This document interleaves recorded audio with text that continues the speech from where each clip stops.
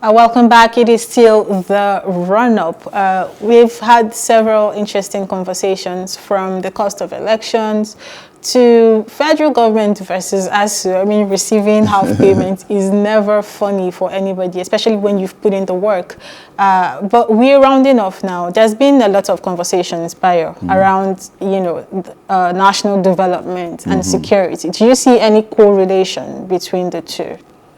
Oh, definitely. They are. You talk of the chicken and the egg. Which one came first? Okay. So if we don't have security, you cannot have development. It's a prerequisite for development. And if you also don't have development, you may not have security, because you have a huge number of unemployed people. And given our demographics, where 70% of our population, without any argument, are below the age of 30. This is the productive population, and it's a big risk. It's both an advantage and it could be a serious disadvantage. And I think we are beginning to see some of the disadvantages. So it's important, to tackle security and development simultaneously. Absolutely important. Okay, I'm going to go a bit off, but I'm still going to say what I want to say. Like, you take it back to the days of our fathers, when we didn't have cars, we didn't have skyscrapers, but there seemed to be a system that worked. So you couldn't just go and take your neighbor's goats or chicken because there was no police to arrest you at the time.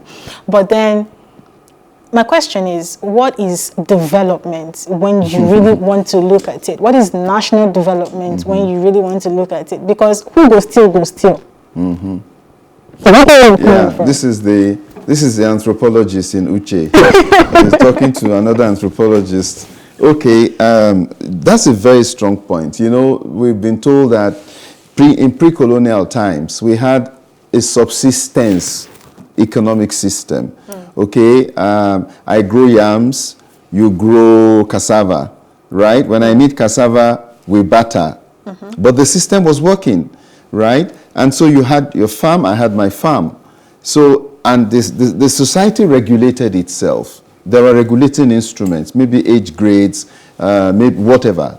And so you couldn't steal, because you couldn't show up with what you didn't have. Sure. If you didn't have a farm and you showed up with 100 tubers of yam, where did you get them from? So, and it's a very critical, point you have made as to whether our developmental model should not have factored in some of our, some of the strengths of the pre-colonial society that we had. And this is an argument which anthropologists and sociologists have all the time.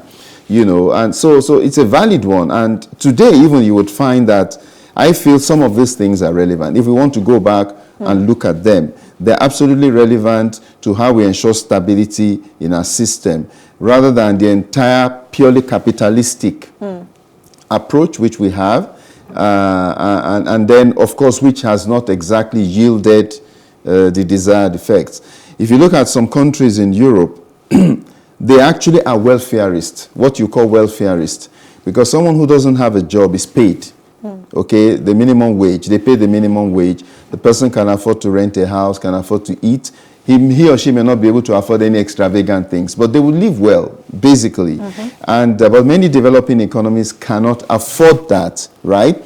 But there will be other ways in which you can deal with this problem.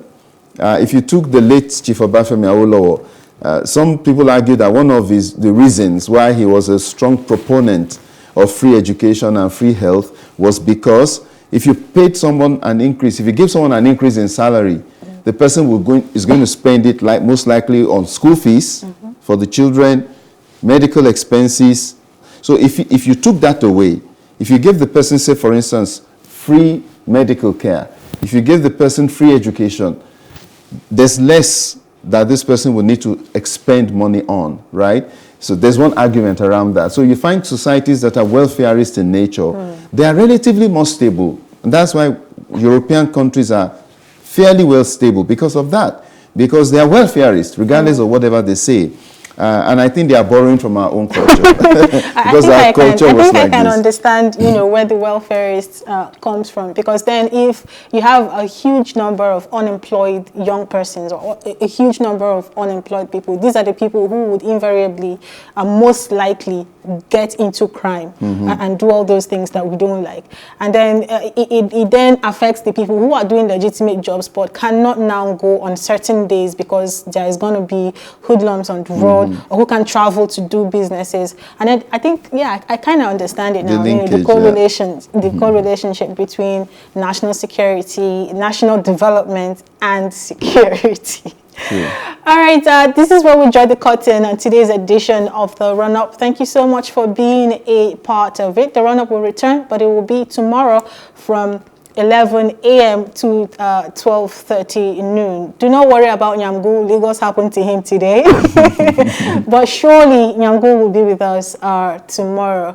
Don't go anywhere. Keep watching Plus TV Africa. Stay with us. My name is Uchechukwu Onodo. And I'm Bayolo. I hope you've enjoyed the program. Enjoy the rest of the week. Bye.